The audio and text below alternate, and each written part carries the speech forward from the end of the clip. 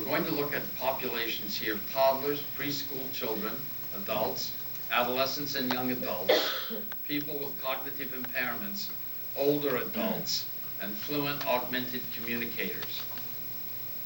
There are 7 populations here, and we're going to look at them.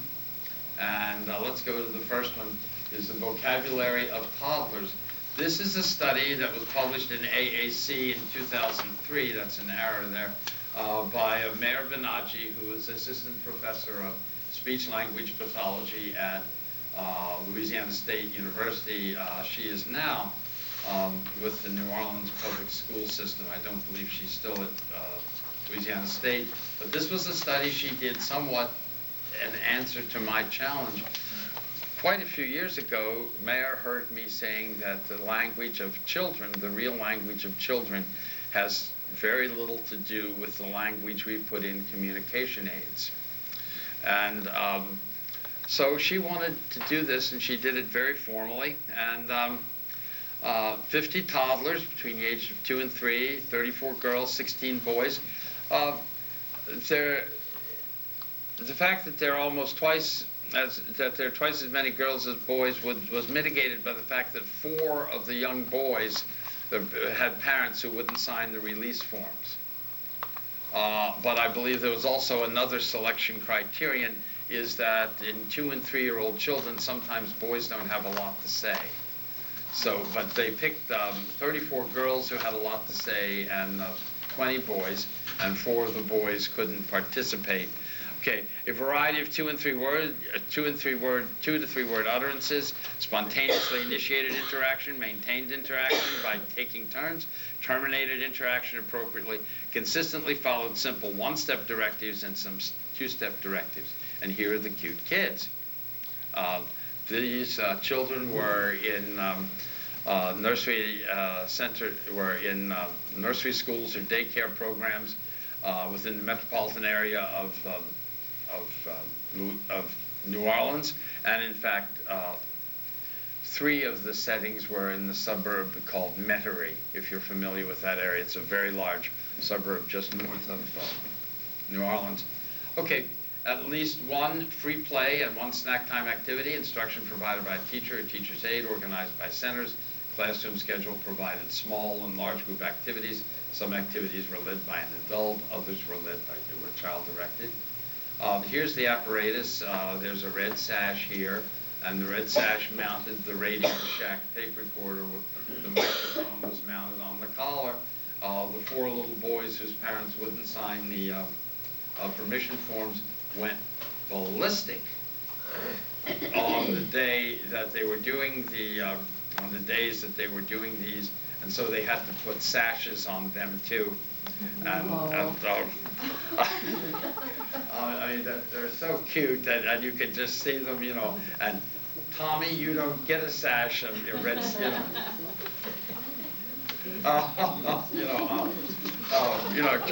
Just wonderful. So there they are, and interactions between the children and the classroom staff were audio taped during 2 different activities on 3 separate days. 1 activity was child-directed, and an adult led the other activity. Each activity lasted approximately 20 minutes. The first 150 utterances within center time and snack time activities across all 3 days for each student were taken. The first 25 words were taken from each activity per student per day. 10 words were used across all activities and environments. Syntactic functions expressed included pronouns, verbs, and demonstratives. Pragmatic and semantic functions expressed included requesting action, negation, affirmation, and establishing joint attention. A lack of nouns was noted.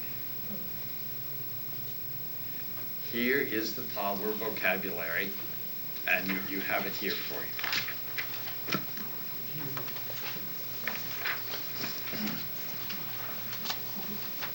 These 26 words comprised 96% of what the kids actually said.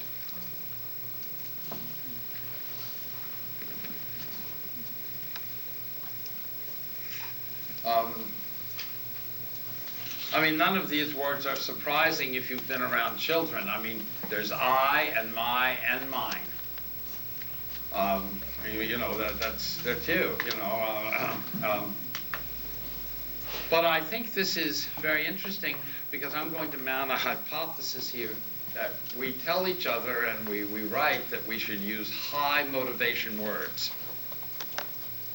But chocolate cake is highly motivating to us and may be highly motivating to a child, but it's not a word a child actually uses. The very simple words are the words that children use, and if our motivation is to get the children to be speaking, I think we should provide them with developmentally appropriate vocabulary so they can learn to start making their 1- and 2-word utterances and then their 3-word utterances. And this vocabulary is relatively small.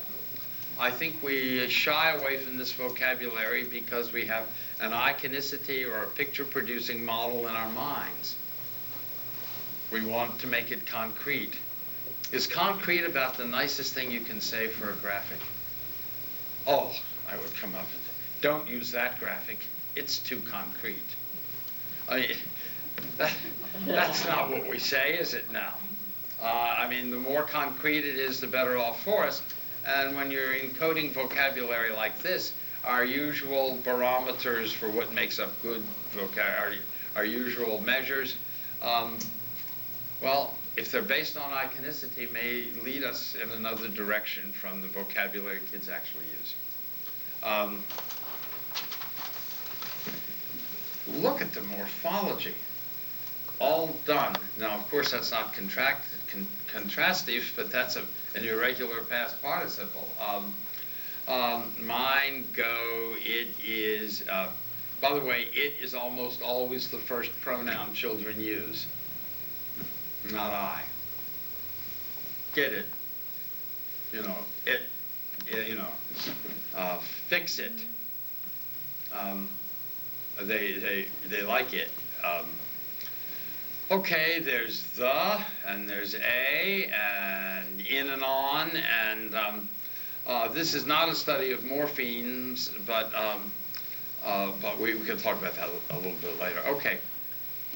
Okay, the vocabulary usage of adults and preschool children in 2 studies. The 2 studies I'm talking about are the Howells sampling at Harvard, which was for adults, and it was analyzed in AAC, in the Referee Journal, by Greg Vanderheiden and David Kelso, analyzed extensively in their 1988 article, and then it was quoted extensively in this 1989 article by David Buchelman. So we're actually discussing 3 articles. 2 of them appear dealing with adult language, and here it is with child language.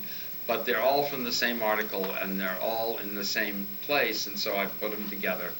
But we're going to be talking about adult language here. Is there anyone who would volunteer to read? I mean, it's easy.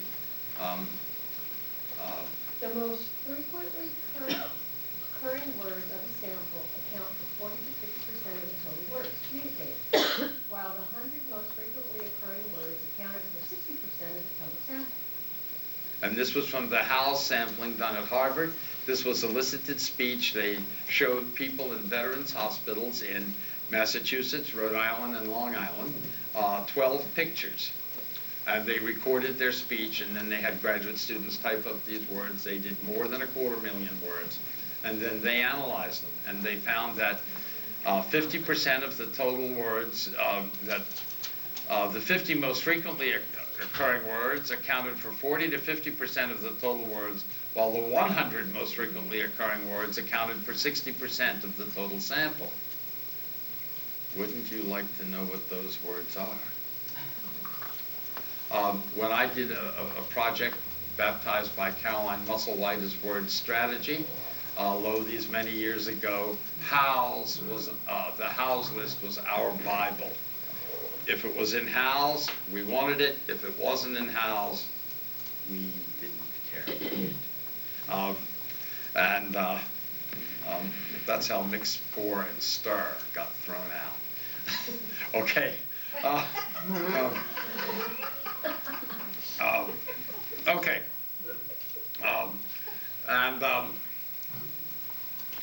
In the present study of preschool children, now this is David Jones, Becky Jones, David Buchelman, and I don't know who Rowan is, but I know the other two guys. In the present study of preschool children, the 50 most frequently occurring words represent approximately 60% of the total sample, while the 100 most frequently occurring words accounted for 73% of the total sample. This was Becky's master's project, and this was her pilot study actually for her doctorate. And the top 250 words accounted for 85% of the total words.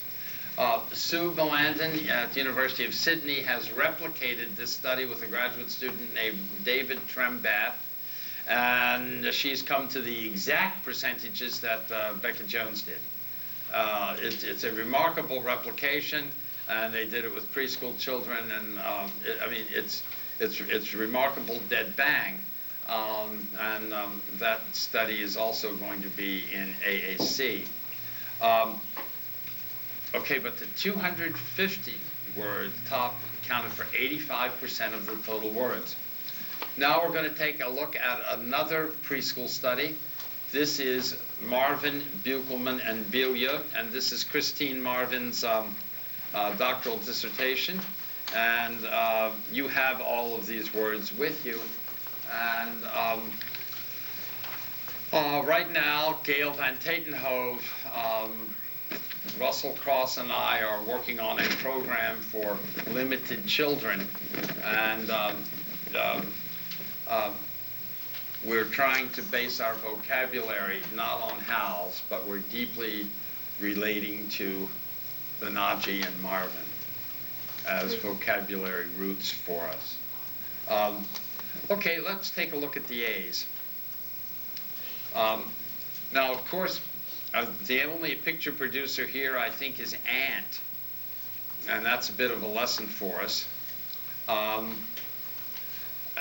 But take a look at other unexpected things. Well, one unexpected thing is, you know, these words represent about 80%, 85 or more percent of what the kids actually said. In the A's, there was only one picture producer. But look at the adverbs. Again, almost, already, also. Look at these adverbial preps, about, after. Look at, you know, an, ant, any, another, aren't, around, as, and at. These words are not words we typically see on language boards for preschool children, because we're not following a developmental language model, we're following a picture ability model. And we're also, I think how many of us have ever done an environmental inventory for building up a vocabulary? Well, I've done that. I remember Faith Carlson told us in this around in the late 70s or early 80s to crawl around the room and look up to see what the kids are seeing. And I came away with a notebook filled with these words or with nouns. Came away with a notebook filled with nouns. And I think we're drawn to nouns. They're the easiest to teach. They're the easiest to represent. They're the easiest to test for. They appear on the Peabody. Okay, so, but look at what words the children are actually saying. I think it's cautionary here.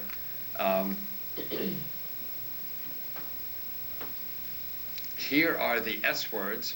Now, swing is going to be a picture producer, and I'm sure it referred to a noun. Susan Blockberger did a thing in the ASHA newsletter showing how sit was not a showing that sit was not a picture producer because you had someone going down toward a chair and it produced a lot of other things. But I'd like sit is so close to a picture producer, it's kind of a picture producer wannabe. Sometimes it's called, you know, a high translucency verb, but others in here like show. I mean, there are two shows. I think there are two shows in sign language. There's one, we went to a show, and there's show me, and you can, you can show up at a meeting. And if you're the wrong person, it can lead to a showdown. particularly if the person's a show-off. Again, off having nothing to do with the meaning of off. Show down, having very little, maybe metaphorical meaning with down, but to show up. I want to keep underscoring that we think we're teaching these words, and we're not teaching the words, because language is its own kind of internal system, and these things take structural roles that are very, very important and can't really be illustrated. Okay, look at this suite of indefinites here. Starting out with this basic quantifier, some, and then you have somebody, someone, something, sometime, somewhere. Dynasims has something for each one of these. Mayor Johnson, I don't believe, does. They may have a some.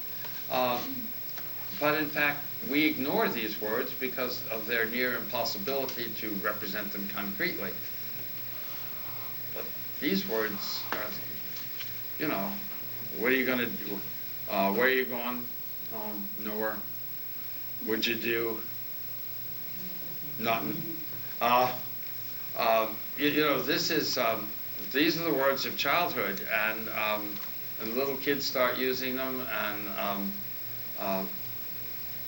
I remember a little boy, my godson, he was sitting at this restaurant with his mom and me and his dad and his sister, and we were sitting there eating, and they served the hot pepper seeds.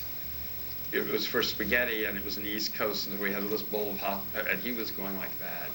And, he was playing with him, stop that. But he was being pretty mild, and then he started to cry, and he looked at his mom. What he'd been doing is then touching his face, and although his fingers showed no red, he had gotten capsicum up into his eyes, and he turned to his mom and said, "Something's wrong." And so kids, this kid was 3 or 4, that something's wrong. He didn't know quite what to say or how to do it, but those words were what came. Okay, so look at these are the words of childhood, and we tend not to put them on our communication aids for a couple of for a series of reasons. They're hard to assess, they're hard to teach, they're hard to illustrate, and they don't carry the kind of bang that saying a noun does to us psychologically. There have been all sorts of tests with parents. Chris Dollahan at the University of Pittsburgh has 200 hours of dyadic conversations between parents and 2- and 3-year-old children. And these were there was a control group and a scientific group or a study group, and what she was testing was phonological deficits in children who had had more than 2 eardrum punctures, because that meant that for a certain number of months the children had, in their lives had, and she found, by the way, that there didn't seem to be significant phonological deficits, but it was a long study, was sponsored by the National Institutes of Health, and but the fruits of that, one of the fruits of that study were 200 hours of conversations between a kid and a parent, and the kids were between 2 and 3, and guess who said all the nouns? The kid or the parent? The parent said all the nouns. The parent said, cell phone, and the kid said, gimme. Mine, the kid did not say cell phone. And in fact, as you look at this, and this was part of the Katya Hill's doctoral dissertation, she went through and did the nouns for this study, and the nouns, something like 96% of the nouns in that study were said by the parents. And in fact, the parents made very nouny conversations because, and I believe that many of you are speech therapists in here, and in speech therapy, I know that this is can be a significant part of a person's practice. You get this 8 or 9-year-old boy referred to you because his teacher says he isn't talking right. And what you find is that he's not using any nouns.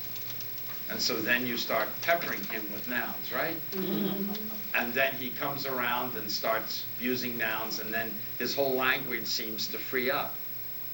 I'm sure many of you have had this experience personally and know the technique, and I've seen it done, you know, any number of times. And so another reason we like, as speech people, speech and language people, to use nouns is we've probably had the experience of helping someone free up their language by peppering them with nouns. But it's not, but these kids generally have okay language acquisition. They just don't have nouns. And so we can teach them to them, they're easy to teach, and we can test them on them, and it has a good effect. But I don't think that's the issue with AAC users. I don't think they need this noun peppering. They need something much earlier, namely the language acquisition phases. I mean, language acquisition is just so wonderful, and it's so unconscious.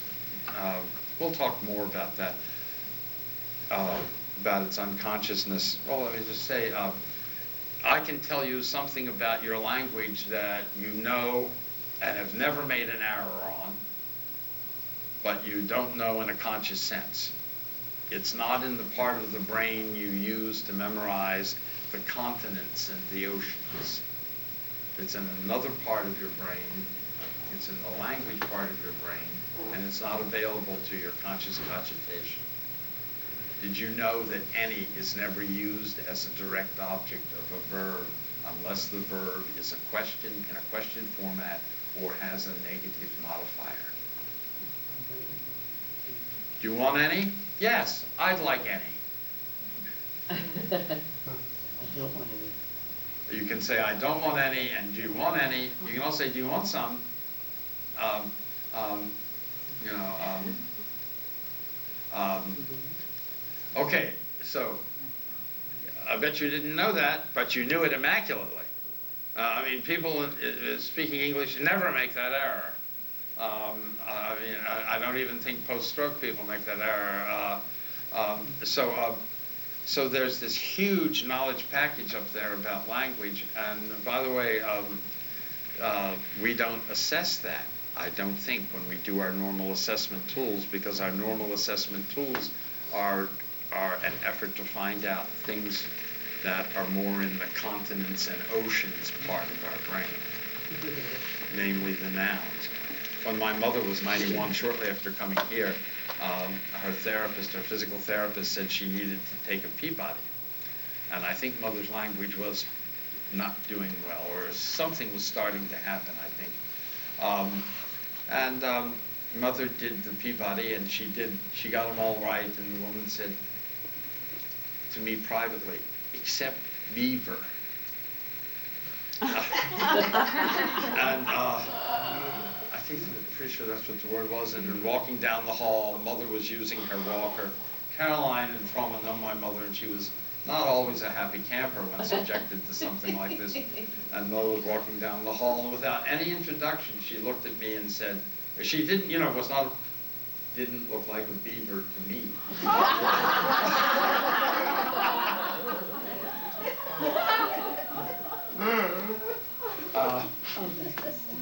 Okay, so,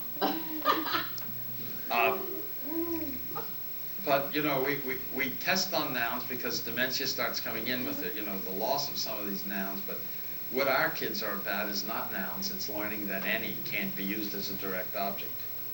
And the only way you do that, you don't teach it, is you give the child any on his language board, so he or she can start mixing around with them, and hearing them and comparing them. And that's why I think sentences for early learners is very dangerous stuff. How many of you took foreign language in high school? Okay, most of us did. Now, being so close to another language community here, you may have had a more successful experience, but how many of you memorized dialogues? Conoces a Miguel? Sí, somos buenos amigos. You know, we did that, right? How many of you generalized from those dialogues? No, I don't think we did. I know I made students get up there and they had this rehearsed skit and said, you know, put a tie or an apron on a guy and said, to another kid, you know, who was sitting there in a cafe. Qu'est-ce que vous voulez, monsieur? Je voudrais prendre un Coca-Cola. You know, these things did not take root in your mind, did they? And it's because you weren't assembling them. Those of you who did have a real language experience, and you went to the foreign country, the language started coming when you started making your own sentences, because that operates in a different part of the brain. It operates over in language acquisition, and it's another world altogether. And so what I'm afraid is we take someone, test him or her in a way that's more likely to reveal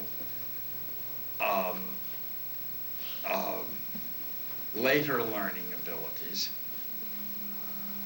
and then we teach him or her stuff that uses later learning abilities, which we know for many of the people we're serving are not their strongest ability. But most of them, they have this huge biology up there that's been dealing with language for a long time, and I think that's why we need to aim at that. It's lower, but it's so much more important, and for us, it's somewhat out of our awareness, because we don't know that we've got to use any in a bunch of different ways. And I didn't know a lot of stuff about English until I started teaching it in the French public high school. And man, I learned a lot there, a lot. And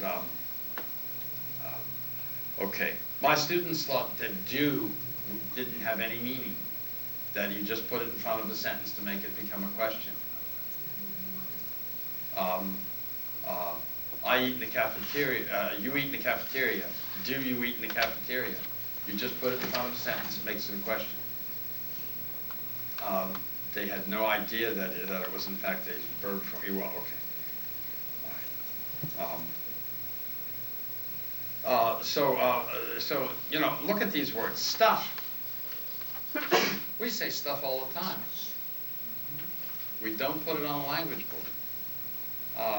Hard to represent, hard, you know, hard to teach, hard to assess. Okay, adolescent and young adult vocabulary usage. This is the Blandin sampling. It was published in AAC in 1999. It was actually done in '96.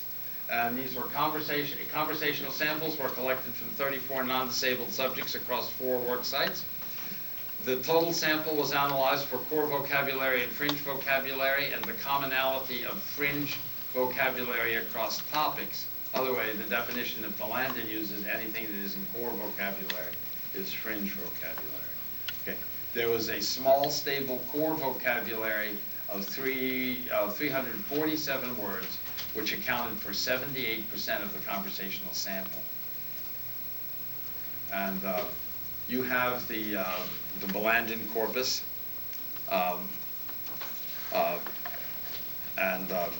there are many interesting Australianisms here. Look at the word bloody.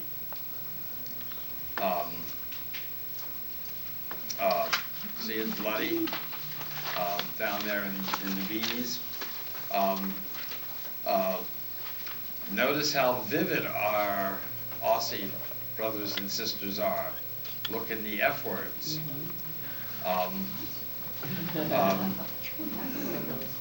Look in the S words. Sue Blandin was absolutely hysterical over the fact she's British and she believes Australians have something to learn, you know, and that the F word made it into a core vocabulary. And it's in there about 18 more times. I'm sure we just don't recognize it because you can't say anything in Australia without having them crack up and you go, what? And they're just like, you did it again. Like, are you kidding? That means it too? So I think there are probably 18 more examples of the F word. We just don't know it. Well, you see, if she would have only compiled them together, they could have been the 4th or 5th most common. That's right. Yes, exactly. It's amazing. I'll look through and let you know if there are any. But up here, note that in the A's, note how similar they were to the previous A's. About, after, again, all right, always, and, another, any, around. Do you see how they're the same, kind of the same words? And these are some of the words that appeared in Donaji. Look over here in the S's. There's stuff. Look at the suite of sums. Some, someone, something. Even the she, she's, said, same. Guys, the overlap here is enormous. And we're going to see this on every assessment that we do in English. It doesn't matter whether it's British English or either in England or in Scotland or in Wales. It's the same everywhere. There is a core, and this core is under 400 words, and it accounts for an enormous percentage of the conversation.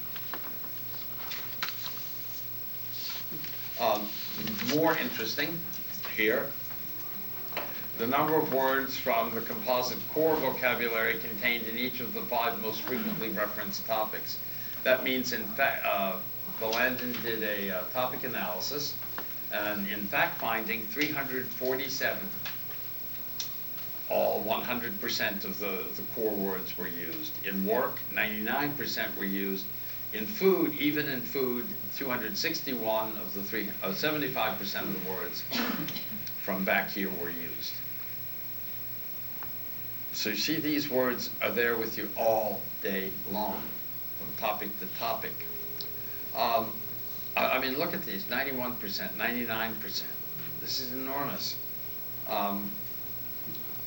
Okay, but this next chart may have significant meaning. The total number of words and unique fringe vocabulary for each of the 5 most frequently occurring topics. In the work topic, only 5.6% of the words did not occur in other environments. Basically, it means close to saying that only 5.6% of the words were not core or multi-environment occurring. In fact, finding only 8% were outside, but the most interesting of the 13,000, so words used in food, only 286 were unique to the food category, 2%.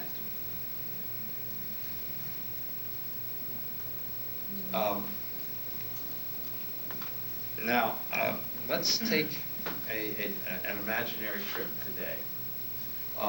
If we were going to Pizza Hut today, I picked Pizza Hut because it's a place I like to eat in, although I can't now because I've just come from a 10-day program and I've gotten off my diabetic meds. But I've got to continue eating like that. And Chicago-style pizza is not on that list.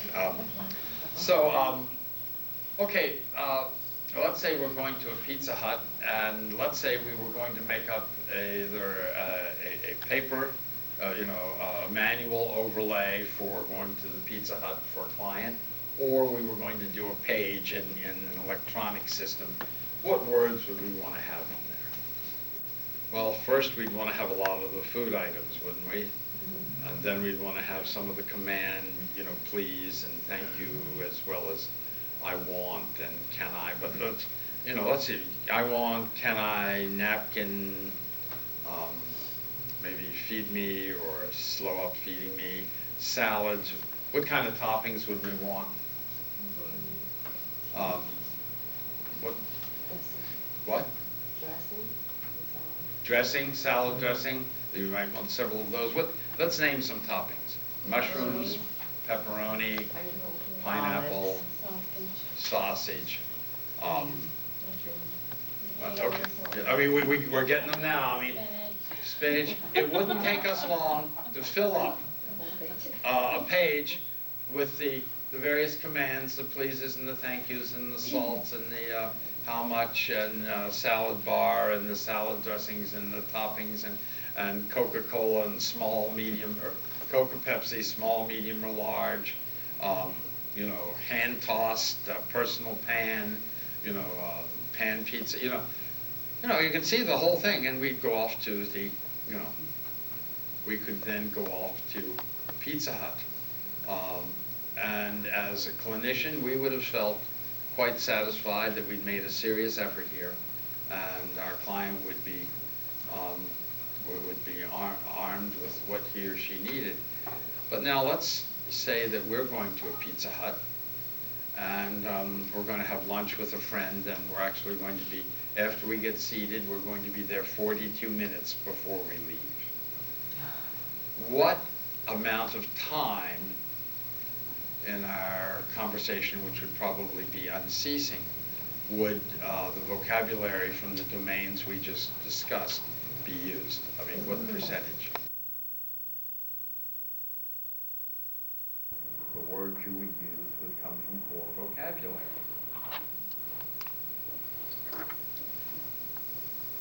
So, what words would you really need at Pizza Hut for lunch?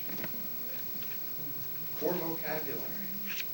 And there are under 400 of these, and we kind of ignore them in the building of our systems. Do you understand what I'm trying to get at here? By the way, if I were being real clever, I've tried this, you know, what vocabulary would we need if we were going to say Taco Bell? No, and then the answer is burrito. No, I know. The answer is core vocabulary. And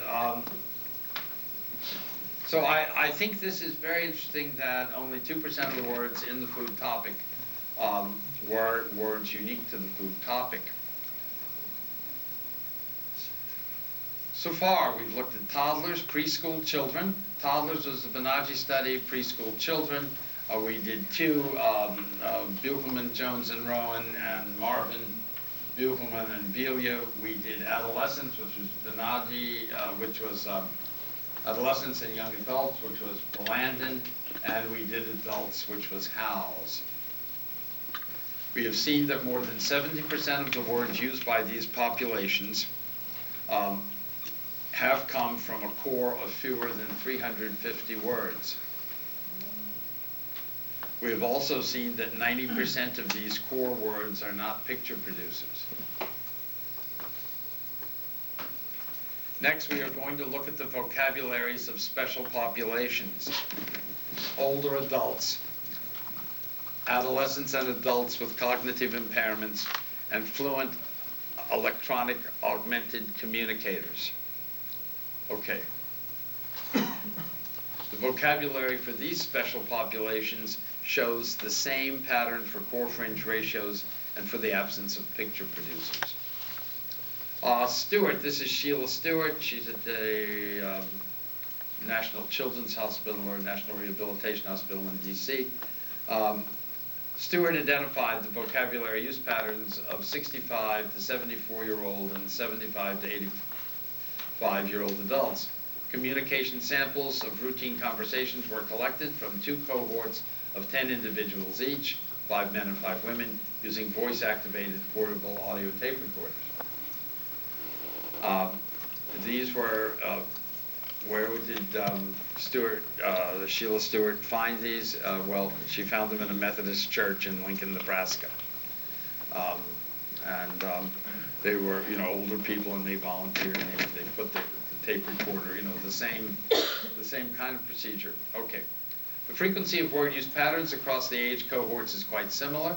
The 25 most commonly occurring words was 37% for the 65 to 74-year-old cohort, 39% for the 75 to 80-year-old cohort. The percentage of the total sample represented by the 250 most common words was 78% for the 65 to 74-year-old cohort and 78% for the 75 to 85-year-old cohort. The actual single words used by the cohort showed a large degree of overlap. Although the topics of the cohorts were sometimes quite different, the overlap among the cohorts was over 90%. The differences in topics, where the greatest was the 65 to 75-year-old women, 74-year-old women, as opposed to the 75 to 85-year-old men. The men were talking about stories from their lives, largely.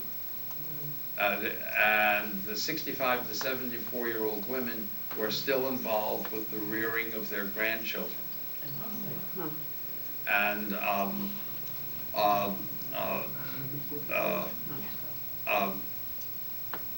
a couple of the men had actually been in the Pacific during the Second World War. And okay, so you know, you're changing a diaper, or you're wading ashore at Guadalcanal, you know, wet, smelly, the odor, you know, tired, dangerous, you know, I mean, okay, what I'm saying is you can just, you know, oh man, you know, you should have been there.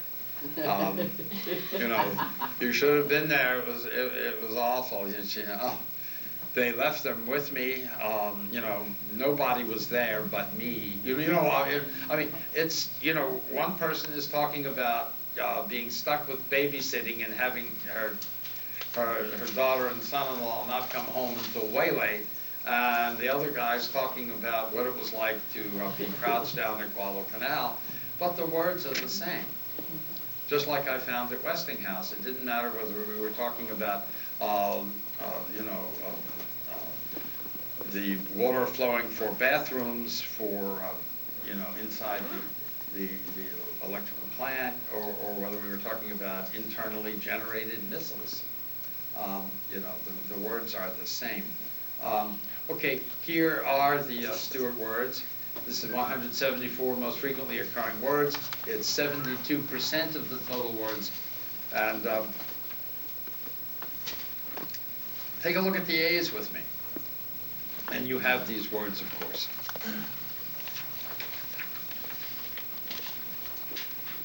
A, about, all right, always, am, and, another, any, anything, are, around, as, ask, at.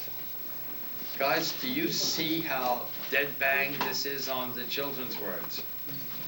And how very close to dead bang it is on the adolescent words from Sydney? Look over here. Stuff. Something. Look at said. Say, she, see, should. The overlap is incredible. And let's take a look at where Stewart harvested